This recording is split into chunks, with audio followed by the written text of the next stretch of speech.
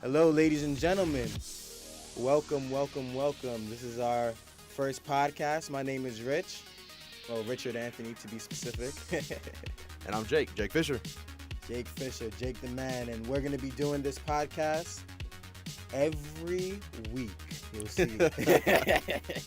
You'll see us here doing our thing. And, I'm pretty happy about this, Jake. How do you feel about this? I'm excited for this because we've talked about doing this for a long time. Oh, yeah. Ever since we were in digital audio productions together, Mm-hmm. which is a class we took together last semester. Mm-hmm.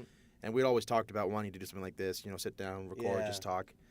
Yeah, we work and- pretty well together. Yeah, we do. And now we're finally getting a chance. Uh-huh. And I guess it's more of an excuse because we have to do this for a project. Exactly. Hey, man, if it's a project and we find our calling, who knows, Yeah.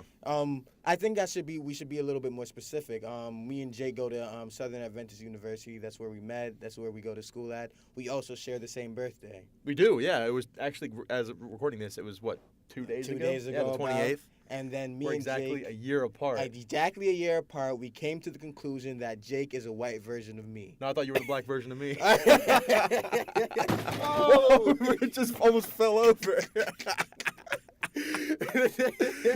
Man, this thing is getting crazy already. Yeah, I know. We're like, what, a minute in? All right, before we get too crazy, let's go ahead and read our spot for Southern. Okay. Thanking them for letting us use the things. And, Oh, yeah.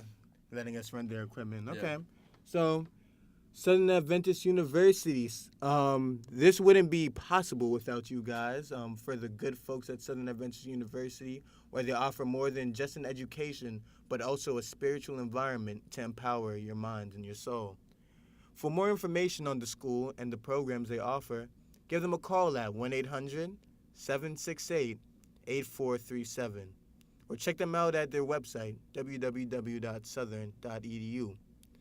If you want, you can even check them out on their social medias. Just search up Southern Adventist University on Facebook, Instagram, and even Twitter, ladies and gentlemen. And guess what? I think Jake was running their Twitter account for a little while, right? It's actually the Facebook account. Oh, no, really? and it wasn't for Southern. It was specifically for the SJC, where we're students of. Uh-huh. Because I'm taking a social media class, and so the whole premise of the class was to give the social media accounts, the Twitter, the Instagram, and the Facebook, to the students, let them run it, let them analyze it, see how we're doing, what content works, what content doesn't. So right now we're on the tail end of doing that. We just put out we just have 6 scheduled posts going up right now for the end of the semester.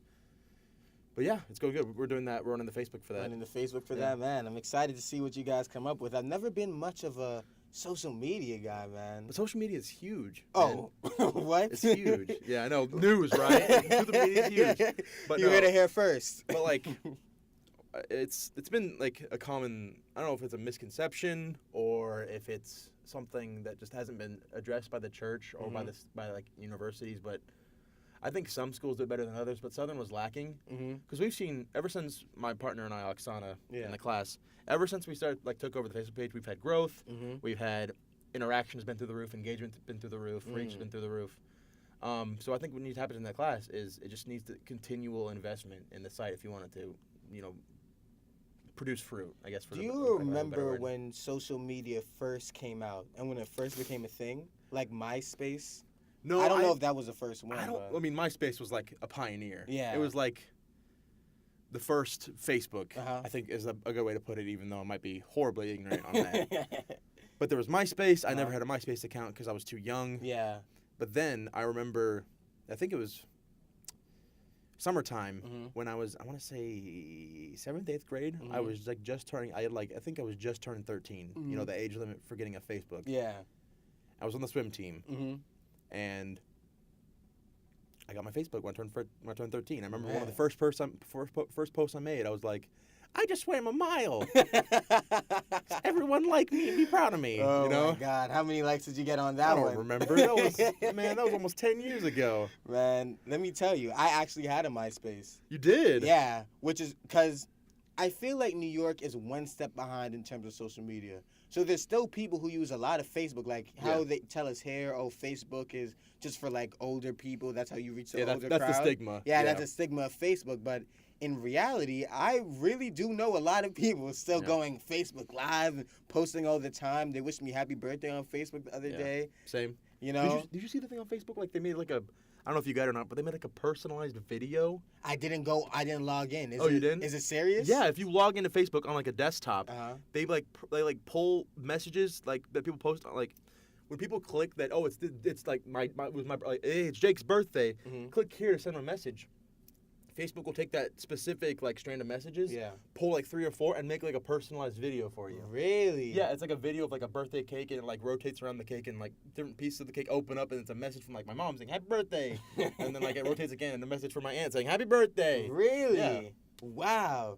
I don't know if that's a privacy. Is that a private? Isn't Mark Zuckerberg getting in trouble for privacy right now? It's Anyway? whatever that Senate hearing was, I don't know. I think I did a presentation on it for class. Yeah, you actually did.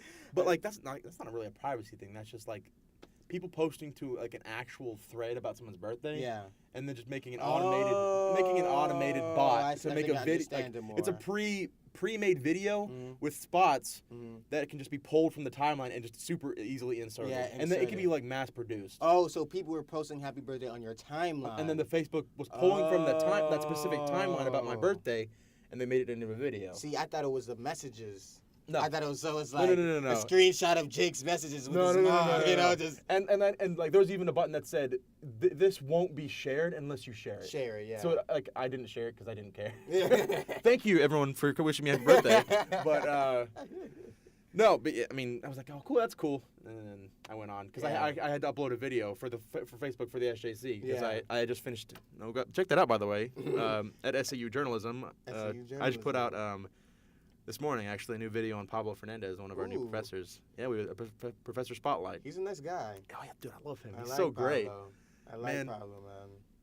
I like most. I I wish- like not even most. I like all the professors. I like here. all the professors at the SJC are great. Yeah, they're pretty cool, and that's not very common. I feel like Nah. you know, I feel like most people they kind of hate their professors when they like. I hear other people talk about their departments, and it's kind of like, man, my professor's such a fill in the blank. Yeah. You know. That being said, when I was a chemistry major over at Mm-hmm. Hickman Science Center, for those of you who don't know, at Southern Adventist University, when I was a chemistry major, my advisor was Herman Odens. He was, I can't remember where he's from, but he had like a really thick accent. He was from Latin America. Okay. And he was Kind a of super like nice, Pablo. kind of like Pablo, which is kind of weird now that I think about it. But no, he was a super nice guy. He Yeah. was like, he would always like gossip with me about the department, even though it was just weird. I guess it made sense because I was also a tutor for the department, so Okay. I worked for the department. Yeah. But, anyways, we would talk, and then I don't know where he is now. I think he actually either got fired or got removed. But anyways, Damn. he was really cool. And then the next guy I took actually organic chemistry from, Okay. what's his name? Oh man, it's gonna kill me. Barnhurst. His last name was Barnhurst. Barnhurst. He's another really good professor, really good guy, just super cool, really into chemistry, really into teaching. Mhm. But then, on the flip side of that, the reason why I left chemistry was I took a class called quantitative analysis, Mhm. where it was just a super advanced chemistry class, and I was doing okay in it. You had to complete a certain number of labs by the end of the semester. I was like on track, Yeah. but you know, at that time I was like losing the love for chemistry that I Yeah. had. You know, losing. So you actually loved it. I like chemistry. Really? I started liking it when my junior year of high school Mhm. because I worked for the science. I worked for the science teacher. I graded papers. I helped with the lab. I loved it. I liked it. It was going great. Fast forward to my sophomore year, where I'm taking this class. Yeah. I'm like, man, I do not like this at all. And then the teacher was just super impersonable, Yeah. which is super unapproachable. Mhm. Like, you should already know all these things. Why are you talking to me? That's kind of how it is in those departments. I feel like though, man. But like, I wanted it to not be that way. You Uh-huh. know, I don't think that's the way it should be. But look at like, all right, so SJC is a very small department. Yeah. Everybody knows each other who's in the department, you know. Yeah. Versus like, let's say nursing, for example. it's huge. Yeah, it's huge. You know, there's so many professors, so many students. Like you have a class with like maybe 50 people in there. All of our classes, 10 people maybe. Yeah, we've you got know? like what 9? Nine, in media exactly. management ministry. Exactly, 9, like, you know, and that seems like a pretty decent size, you know. Yeah. I don't go in there and be like, oh, this is a small class, you know. Well, it is upper division too, That's also so. true, yeah. It's also and it's brand new. It's like this is the first semester they're teaching it. Yeah, that's true. That class and the social media class, this is the first semester they're being offered, and I'm in both of them. Really? Yeah. I don't think I have to take that. Do I have to take that? I need to You can start just talking. look later. I need to start talking to my advisor more, obviously. Yeah. I need to start talking to my advisor, man. All right, where are we at? Yeah, but I think we're gonna talk about. So that's a little bit about me and Jake, ladies and kind of gentlemen. like where we're at. Yeah, like, where we're, academically, yeah, what we're doing. You know, you'll find out a little bit more about us as Yeah. time goes on, and if you tune in, we'll be here. Future episodes, future episodes of the podcast. We'll be here talking. But for now, let's talk about something that just recently happened in Chattanooga, which was the visitation of President Donald Trump to the okay. McKenzie Arena at UTC, where he held a rally, which he's been doing, and he held the rally, and he was also promoting Marsha Blackburn for her run for the Senate. This was like at the beginning of the month, where. What were you gonna say? Can we start this off by saying like how big Chattanooga is getting a little bit? Like its population size? I can Google that. Even population, just the different things that they're having here. They're building a Panda Express down the street from in Collegedale. Is that your gauge for growth? I think that's my gauge. That's you a know, college, that's not Chat. but that's if Collegedale is getting big, Chattanooga has to be getting huge. That's fair. You know what I mean? Yeah. So the Chattanooga population, as of 2016, was 2017 was 179,000. Okay, So that's a pretty good It's amount. decently sized, That's a decent size. and it houses I think 3 colleges. I think close by. It's got this one. I think Lee is close by, and then it's got UTC, which is University of Tennessee Chattanooga. We have Donald Trump coming over Yeah. here. We have Drake shouting it out on songs. Yeah. That's pretty impressive stuff. I mean, well, did you know Samuel L. Jackson was from Chattanooga? really? Yeah. Also, Terrell Owens actually. Oh yeah. And right. Usher. Oh yeah. I thought Usher was from Atlanta. No, Usher's from Chat, bro. Really? Yeah. Okay. All right. Cool. Yeah, Usher's from Chat too. So shout out Chattanooga, man. You guys are doing pretty good. I'm from New York, so I don't really have a stake in the game. That being said, New York does have a lot of people that aren't from Chattanooga that are famous. Oh yeah, New York. You know how we get down over there. New York City, Bronx, New York, stand up. But anyways, we had President Donald Trump here for a rally and promotion of Marsha Blackburn for her run for Senate. And so what am I getting at here? So I think that even Trump coming here, right? Yeah. I don't understand why that was even controversial. Because I think he himself is controversial. Okay. Just the fact that, I don't know what it is, but it's just the idea of him is just so polarizing between the left and the right, between Democrats and Republicans. So, it's no secret that would follow us here to Chattanooga. There was an incident this is specifically coming back down to Southern. There was something that happened. There was a post made on Twitter from a girl. I thought it was the Chattanooga Times Free Well, Press. yeah, that's right. It started with the Chattanooga Times Free Press. Yeah. They featured students from Southern in an issue saying, Trump's here, and then I don't think it specifically said that the students were from Southern. Yeah. But they were just front page recognized them. news. Yeah, They were on the picture. They were it was a few students from Southern that were in the picture on the front page. Yeah. And so a girl from our school made a post on Twitter about it, and it was super passive aggressive, and but it was very smart the way she did it, because it was super passive aggressive, and it was worded like, "Man, look what Southern doing out here." Because I don't want to be racist. but she was black. She was black. But she was black. That was hilarious. It's crazy because I knew that based off of how he said it. You should have seen Jake. Jake starts rolling his neck a little bit. She was black, and she was all. And so, move into the comments of that post, and it's just people tearing these boys apart. Saying, well, how could they support Trump? He's a racist. He's a fascist. Things like horrible things. I wish I could pull up the post, but it was I think they took it down. Are you sure? Yeah, I tried to search it up. I think the post is down. But if I can find the girl, because somebody I follow likes a lot of her stuff. Oh, really? So what the thing about it is, though, right? Yeah.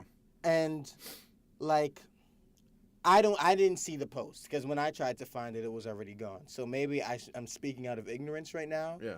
But it seemed as if, right, she said that, and the comments were kind of back and forth between the two. So some people like, hey, you know, like this is not that big of a deal. Like why can't they support who they're supporting? Yeah. But I think somebody said they were holding up like signs saying "finish the wall" and They stuff yes like that. they were. They were holding up signs. They were holding up like Trump. They were also wearing Trump apparel Yeah. as well. But the thing about it is, right? I don't know if that is that like.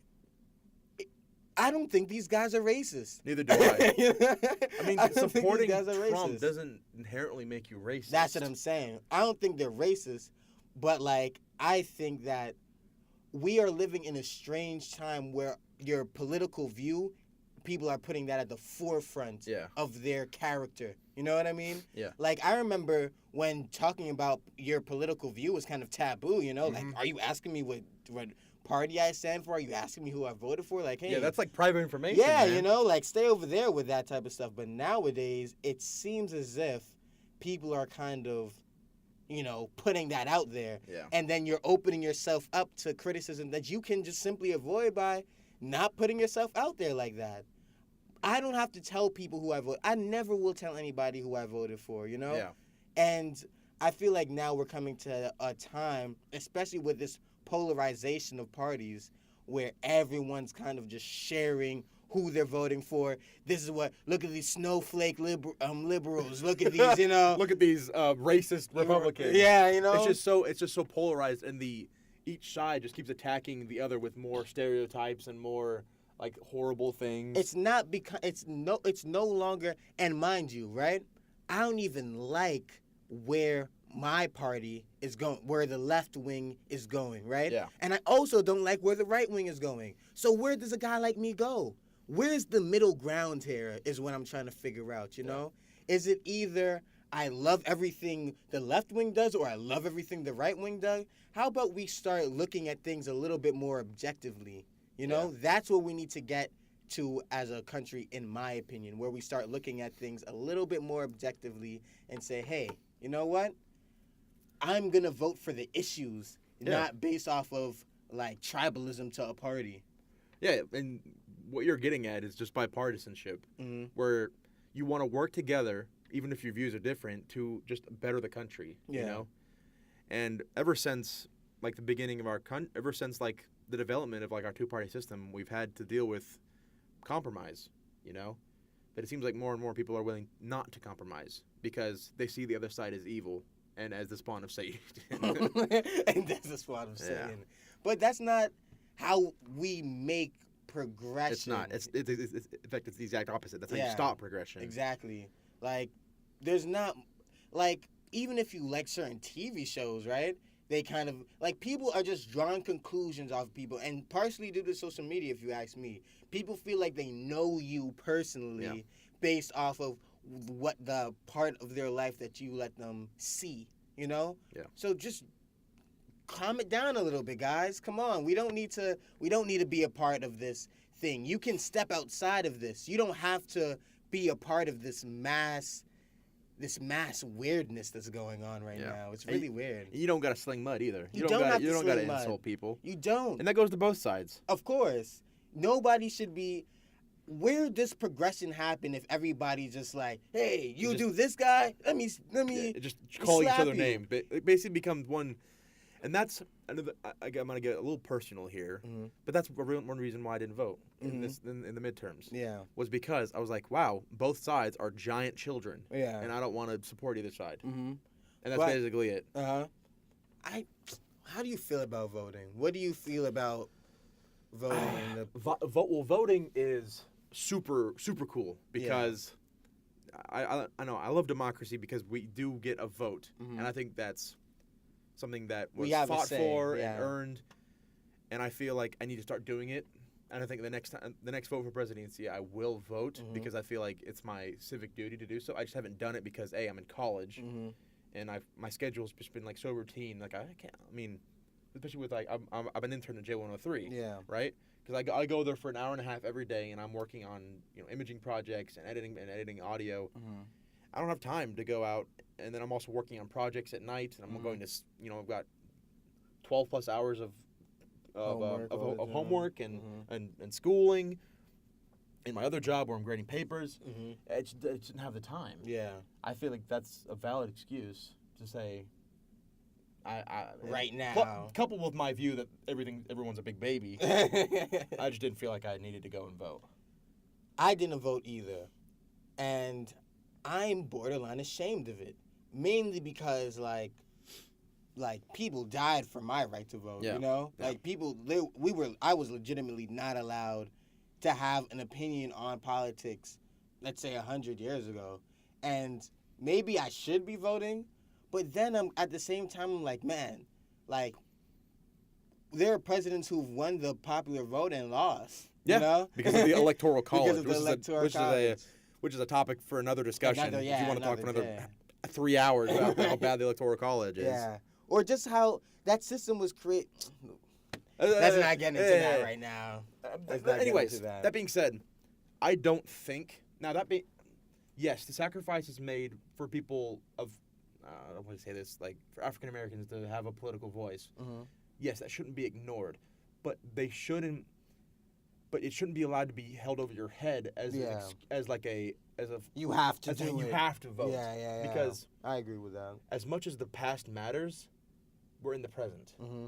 And as much as we need to learn from the past, we also need to stay in the moment and act on what we think is right. Mm-hmm. But what you don't want to do is have history repeat itself. Yeah. That's the thing, you know. Which is why you learn from the past, so that way it Exactly. doesn't do that. Mm-hmm. You don't want history to repeat itself, and I feel like if you don't take advantage of what you need to be doing, you know, Yeah. because it won't. Ultimately, it doesn't hurt you. Ultimately, it's not. It's like, it's almost like the Bible, you know, to a certain extent. Like, when we read the Bible, I always tell people who are not Christians and we talk about the Bible, I say, what in the Bible hurts you? You know, even if you don't look at it as a religious book or as something where it's like, you know, I have to follow this game plan. Yeah. Where does reading the Bible, hearing those principles, which one of those are saying hurts you? Yeah. You know, like love your neighbor as thyself. There are some things in there that I know that people misconstrue, you know, and people look at it a different way. But for the most part, I feel like with the Bible and voting, it's kind of like it doesn't hurt you, so why not Yeah. do it, you know? Unless it does hurt you. That being said, for the last presidential election, I didn't like either candidate. Yeah, me So neither. that's another reason why I didn't vote. Yeah, me neither, really. Yeah. They kind of pushed Bernie out of there. That's kind of who I wanted in there. Bernie, man, Man, I would have liked Ben Carson there, too. Ben Carson? Yeah, Ben Carson ran for president. Well, was in the Well, running. I know he was in the run. How do you feel? I didn't really pay attention too much to him. How do you Because that's the feel, thing. He's not a politician. Yeah. He's a man of science. He's a Mhm. doctor. He's a neurosurgeon. Mm-hmm. It blows my mind that they made him the Secretary of HUD of Housing and Urban Yeah, Development. yeah, Like, why? Mm-hmm. He should have been like Surgeon General or something Yeah, like that. But I yeah, think yeah. maybe Trump already had ideas for who he wanted to go there. Mm-hmm. Anyways, what were we talking about?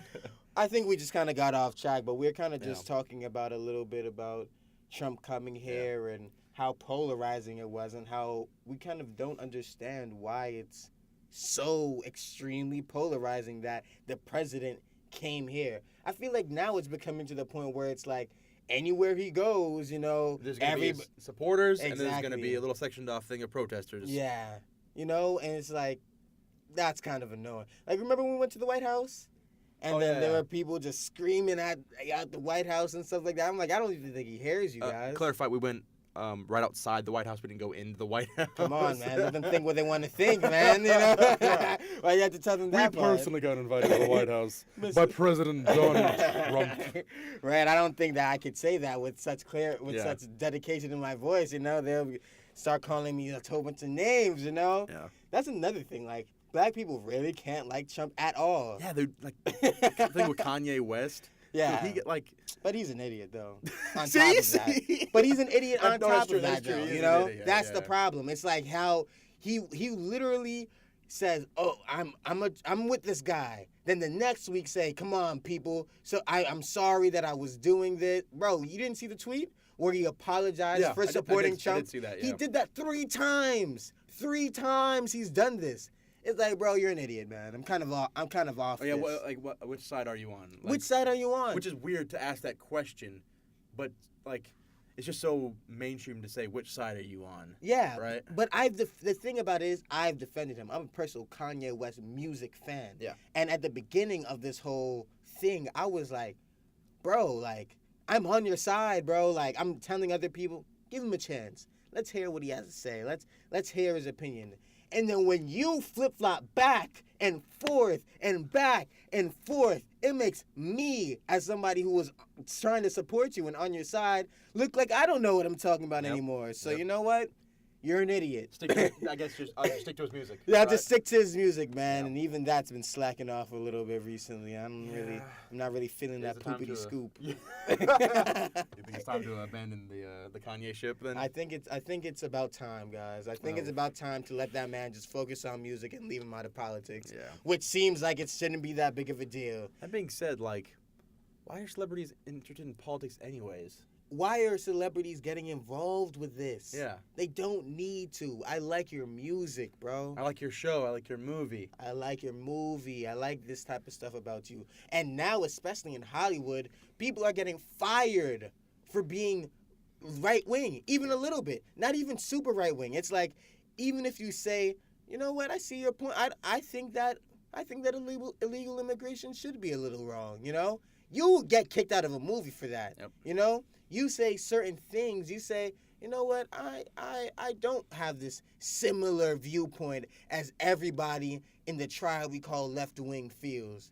Then you are looked at as, okay, well, if you believe this, it's like in New York, right? Yeah. What they were doing is, if you were hopping the turnstile, you get arrested. Because for the subway, right? Yeah, for the subway. Because they think the logic was, if you're doing that, you must be doing other crimes.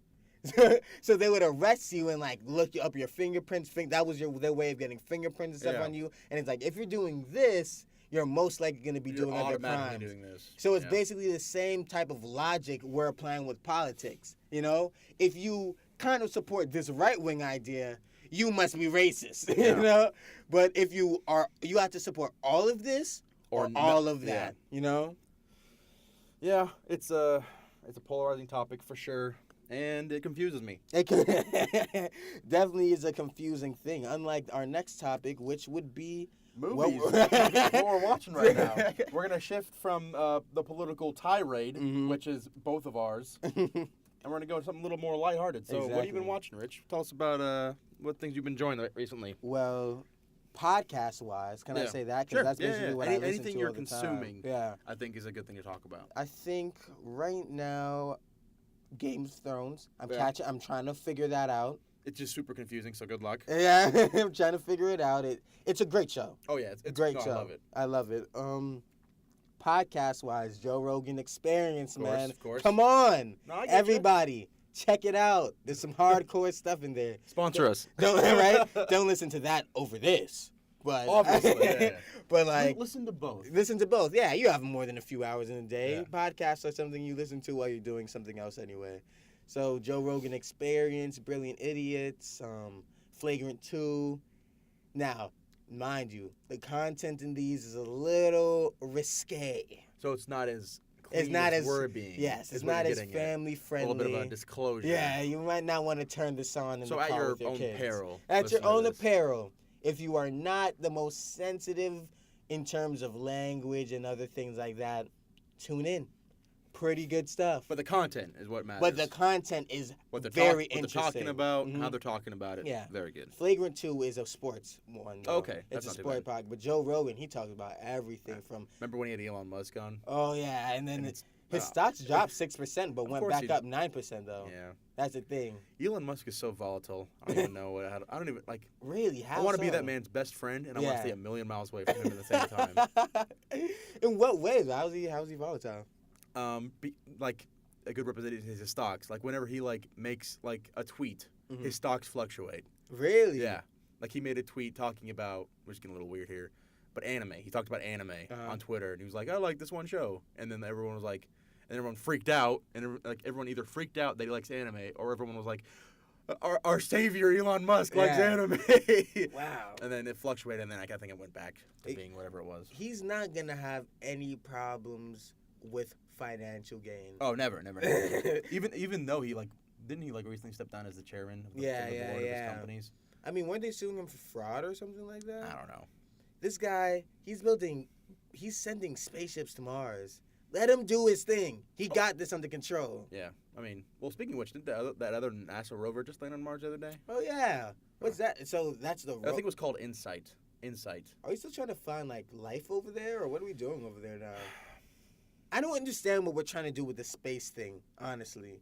That's something we should research and talk about later. Later, right? Yeah. I just don't know what we're trying to do. It's like they said they found water on the moon. I think we're trying to find some place to move to because the population is getting too big. Well, Mars has the polar ice caps, which are water to begin with, but they're just frozen. Mars? I thought Mars was super hot. Mm-mm. That's Venus. Venus is super hot. And so is Mercury.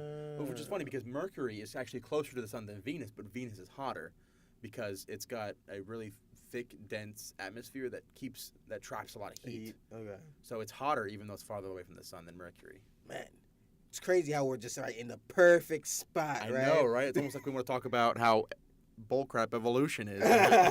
Well, we can save that for later. I was having a talk with an atheist yesterday. Oh, yeah? Actually, yeah. Me and this guy who was my friend, Brazilian dude, his parents are pastors and stuff. He happens to be atheist. We were talking about evolution. And it's not, the thing about it is, right? Evolutionists and Christianity kind of intersect at certain points, but the only main difference is the belief in God. Yeah. That's like the only real difference. It's like, Which is a big difference. which is a Don't huge, get it wrong. Of course, it's a huge difference. But it's crazy how many points, like we were discussing it, how many points we believed were the same, you know? Yeah. I do believe that, in microevolution, obviously. Yeah, because it's evident. We've seen we've seen microevolution. So it's like we see these things, and I want to say that, there was a point in my life where I was just completely shut off from as soon as you say evolution, shut down. Don't talk about it. Don't talk about Yeah, that thing, But it's evident microevolution does exist. But once you start to get into macro evolution and stuff like that, that's when you lose me, because I believe God created the universe and you believe science created the universe. Yeah. And it's basically a decision. What do you think was there at the beginning? Yeah. It's like, do you believe that the universe was always there, or do you believe that God was always there? Mm-hmm. And that's kind of like where we. Well, that being said, differentiate. from that perspective, the universe was never always there. Mhm. So God is eternal in both directions. But the universe actually started like 13.7 and either billion or trillion years ago with the Big Bang. And then that's when time was established. That's when gravity was established. That's when quarks and protons and neutrons were established. And it took billions of years because at that time the universe was also extremely hot. Too hot for any of the protons and neutrons that we know about today to actually connect with each other. It was way too hot for them to bond. But as time went on and the universe cooled down, protons and neutrons were able to connect to each other and make the first hydrogen atoms and then make the first helium atoms. And then as time went on even more, they became more stable because electrons were able to bond with them, creating our stable versions of hydrogen and helium. And then more time came on, and as gravity pulled them closer and closer together, because gravity is super strange, and I don't know how it works. I guess it works over billions of years with super small particles like atoms, and that's how we got our first stars, with hydrogen and helium condensing it through gravity over billions of years into these big massive balls of just burning helium. So do you and believe hydrogen. that God made the universe in 7 days? I mean, the earth in 7 days, or do you believe in what you were just talking about? Here's what I think. God created the System. We're getting really off topic here. But that's okay. I think God created our solar system in 7 days. He created the planets, and then he specifically focused in on Earth. Well, I think let there be light, which I think is the creation of the sun. Man, I'm pulling the Bible here. Yeah, pull it up, man. I know what I know what I want to talk about, but It's like, let there be light, but then he made man. yeah, man was the 6th day. Yeah, 6th day. So it's like things had to have been pretty established for him to put people on here, don't you Let's think? see here. So it said God said, "Let there be light," and there was light. God said the light was good, and separated the light from the darkness. This was the first day, and said, "Let there be a vault between the waters, and separate the water from the water." This was the creation of the atmosphere on the planet, I believe, because the earth was void and without form. And then was that on the third day? God created the. So the second day, God creates the separation of the ozone and the ground, giving, I guess, creating the, like I said, the atmosphere for the planet. And the third day, God creates oceans and segregates water from dry land. And then God also produces vegetation, seed-bearing plants, trees bear fruits. Animals. And animals was actually the sixth day as well. Well, mammals were. Then the next day, and then the fourth day was what we want to talk about. Was it said, let there be lights in the vault of the sky to separate the day from the night, and let them serve as signs to mark sacred times and days and years, and let them be lights in the vault of the sky to give light to the earth. And that part is what people confuse, because people say, well, God must have created the entire universe, all the stars, everything on that fourth day. Mhm. But if you read the passage, like the original stuff, the original manuscripts, the original translations, it's written from the perspective of somebody looking up from Earth. And if you look from Earth, what do you see? You see the moon, and you see the sun, and you see our immediate stars, which could have been created millions of years ago, but you still see them. But immediately, you see things in our solar system, like the sun and the moon. And which I think our solar system was created in 7 days. And the other planets. I think that was all within the first 7 days. And then everything else, because, God's been around forever.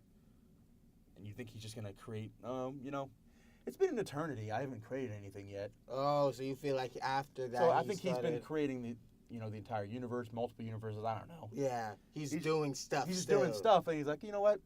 I want to make this race now. I guess that's fair. I guess that's fair to assume, like, he's still doing stuff. Yeah. He's still expanding. I mean, evolutionists also believe that the universe is constantly expanding, so we won't get to that. To ever get to the end of the universe. Well, no, technically, it'll stop expanding one day and start contracting. Oh. And then into something that's either called the Great Collapse, Mm-hmm. or, it's. I've done research on this because I had to write a paper on it for this other class I was taking. Either the universe will continue to expand, and it'll continue to use up energy, and that will lead to the heat death of the universe in millions of years, or billions of years, and then the universe will just be lifeless, cold. Mass. No more energy. Yeah. Because there's limited amounts of energy in the universe. Or people say that the universe expanded from one point and is going forward, and then one day it'll stop and start coming back, and it'll collapse all in on itself. And that's a theory talking about how if you go into the past billions and trillions of years, there are multiple universes where the universe explodes in the Big Bang, goes out, expands out, stops, contracts back into another singular point, and does it again, over and over again. So you get a bang, expansion, contraction, big collapse, Then a boom, bang again, another universe. Man. Yeah. I hope Christianity is real, man. Yeah, I It know. sounds pretty dismal. Yeah. That's the thing about it, man. It's hope. It's really just It's hope. faith. It's faith, man. Whether you're a Christian believing in God and His creation, or if you're an evolutionist believing in the heat death of the universe, Mhm. you gotta have faith that's gonna happen because you're never gonna witness it. Or You can see signs that like point that are evidence for it, Mhm. just like Christianity. Mm-hmm. But you're never gonna see it. You're never gonna experience it. You're never gonna record You're it. never gonna experience it. But the thing about God is, when He comes back, that's when you'll know. experience it, There will yeah. be a time where, we'll figure this out. Either it'll be the destruction of the universe, or it'll be the progression of the universe. Either it'll be us going to heaven, or it'll be us burning in flames. So you got to kind of just decide which one you want to kind of go on. Speaking of the Bible, though, me and Jake were thinking about this segment where we talk about Specific stories in the Bible and kind of give an interesting twist on it. And this week, I kind of wanted to talk about the story of Job. Yeah. Do you want to give a little rundown on that story, Jake? Sure. Just a quick hop and a jump through the story. Well, basically, Job lived in the land of Ur, which I don't really know where that is. Somewhere in the Middle East. Somewhere in the Middle East, probably. But he was very successful, very wealthy. He had a wife. He had tons of kids. He was doing well. And then we flash to the supernatural, where God has called all the princes of the world, all the princes of his planets, to come in for a big meeting. And because Satan is the prince of Earth, because we're the only planet to fall, Satan gets to join that meeting. During that meeting, Job gets brought up, and Satan says, "Look at Job. You've made him so rich and successful. How can you say that he loves you because he loves you? He can't just love you because of that. He loves you because you give him stuff." And God says, "That's not true." And Satan says, "All right, then, let me take away everything from him and see if he praises you." And God says, "Do it." So, like, all his kids are in a house, and the house collapses on all his kids die. His wife leaves him. All his stuff is stolen by bandits. He basically loses everything. He gets boils on his skin. No, that comes later. Oh, okay. So he loses everything. And yet he still praises God. And God says, "See, it wasn't other things. God, he loves me for me. He loves me because I love him." And Satan says, "Well, he still has his health. If he was hurting all over, if he was sick, he wouldn't love you then. He would curse you." And God says, "Sure, you can harm him, but don't kill him. You can't kill him." And Satan says, "Okay." So he gets boils. It's really gross. Like dogs lick the boils, which is a weird thing to include, I guess, in the story. But still, Job is not cursing God. He's blessing God for life and for loving him. Then we get Job's friends would come, and it's a whole thing just about them talking together. And About how it basically... about how he needs to curse God Yeah, and die and just be over with it. Because obviously God he's doesn't love you. Yeah, and you must have done something to deserve this. And then Job says something, and that God disagrees. He doesn't curse God, but he wonders why. Why is this happening? The biggest question. Which isn't that big of a deal to say, why is this happening? Because people ask that all the time. Of course. But that's when God steps in and says, "You don't know. How do you know? Look at you. You're a human, and I am the all-powerful God. You don't know what I have in store for you. You don't know what comes next. I knew you before you were even born. I knew you in the womb." Now, this is where I feel like the story gets so interesting. Yeah.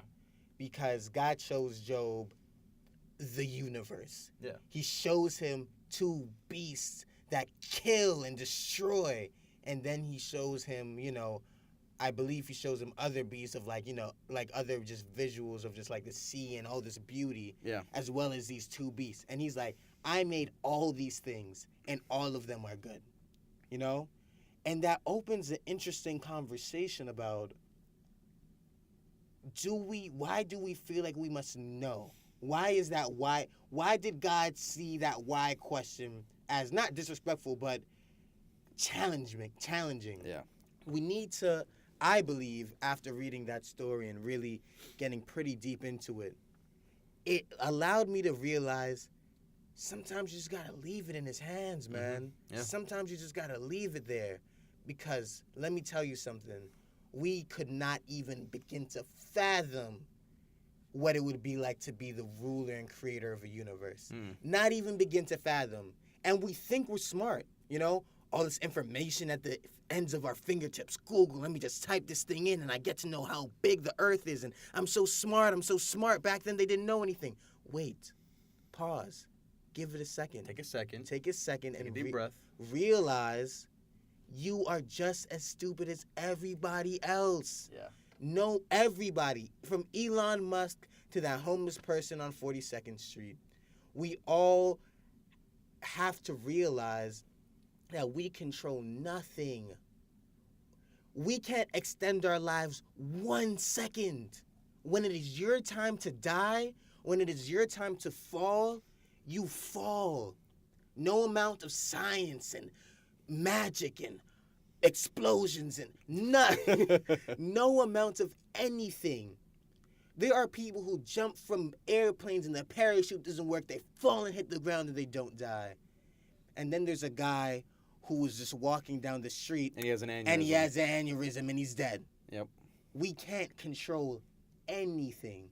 And I think that's what God was kind of trying to make him realize. That you're not in control. We are not in control. Mind you, we are supposed to have pride in ourselves. Not pride, but we're supposed to feel good about ourselves. We're the sons of a God. And we're supposed to be like, this is great. You know, I love living this life. But what we cannot do, in my opinion, is allow that to overtake us and make us think that we are bigger than what we really truly are. That is what separated the devil from the rest of the angels. That is what made this whole fiasco of the great controversy happen. We believed we were more than what we truly are. And that's kind of what I get from when I hear the story of Job. You know, even though Job, he didn't curse God, he had more faith in his pinky finger than probably I have in my whole entire body. I don't know what I would do in that situation. Yeah, well, like, because like that's like never happened to anybody else. Never. You lose everything. You're rich. You're successful, and your health is perfect, and then you lose it all. Well, it's happened, but it hasn't been documented the way I feel like Yeah. Job things have been documented. And especially to the effect of his faith. Yeah. You know, that hasn't been documented either. That hasn't exactly. So it's an incredible story. It's an incredible story. Go read it for yourself. Book of Job. I encourage that to be something on your reading list. Let me tell you something, ladies and gentlemen. The Bible is a powerful book. Yeah. Check it out. Even if you're listening to this and you're not Christian, read it. Just read it for the principles. Read it because for the it has great principles. principles. It teaches you how to live. God doesn't want us to be unsuccessful here. He wants us to He wants us succeed. he wants us to be happy. He wants us. He wants us to be healthy. He Mhm. wants us to be wise. And he's given us a book telling us how to do it. do those things. Well, I think that about wraps it up, Rich. All right, I man. want to give a special shout out to J103 here at the Rich Jake Podcast. We give a special, I just said that, the premier contemporary Christian radio station in Chattanooga and beyond. Mhm. With the mission to encourage Christians and reach those who do not yet know the Lord, J103 brings you quality content over the airwaves and the internet. Tune in to J103 at 102.7 FM. Check out their website at j103.com and download the J Radio app on iPhones and on Android. Download that thing. Remember, 102.7 FM, J103.com, and J Radio app. Check them out. J103, shining the light in the Tennessee Valley. Come on, J103. Check it out, ladies and gents. All right, so we're getting ready to sign out, guys. Yep. Hey, That wraps up our time here on the Rich Jake Podcast. We hope you enjoyed it, and we want to know what you thought about it. mhm. Tell us what we can improve upon and what you want to hear about. Follow us on Twitter at Dr. Hubblescopes. That's me, Jake Fisher. And, man, your Twitter handle is so weird. It's Rickard Anthony, one word. I forgot the. You need to go change that. H. Yeah, sorry. I messed up on the H. And that should about do it. Thanks for Rickard listening. Anthony, Rich_Royals is the Instagram, and check us out. Let us know what you think we can improve on, what you want to hear next week. We really are interested in what you guys want to hear, and that's what our main prerogative is here. All right, signing out, guys. Peace.